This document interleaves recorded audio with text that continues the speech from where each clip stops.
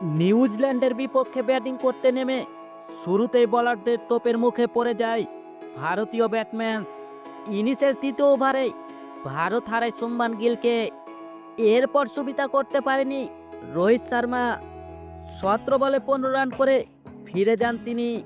তাতে 22 রানের মধ্যে 2 উইকেট হারিয়ে ফেলে ভারত।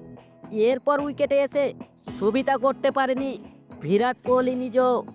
দারুণ খেলছিলেন বিরাট কোহলি, তবে বিরাট কোহলির সামনে বাধা হয়ে দাঁড়ালেন বর্তমান সময়ের সেরা ফিল্ডার ফিলিপ। কেননা তার পাশ দিয়ে বল বেরিয়ে যেতে হলে তিনি ঈগল পাখির মতো বাজ পাখির মতন বলটিকে ধরে নেন, এবং বিরাট কোহলির ক্ষেত্র সেটাই হয়েছে। হা হয়ে তাকিয়ে থাকলেন বিরাট কোহলি। ফিলিপ এভাবে ক্যাচ ধরবেন নিজের জীবনটা বিপন্ন করে।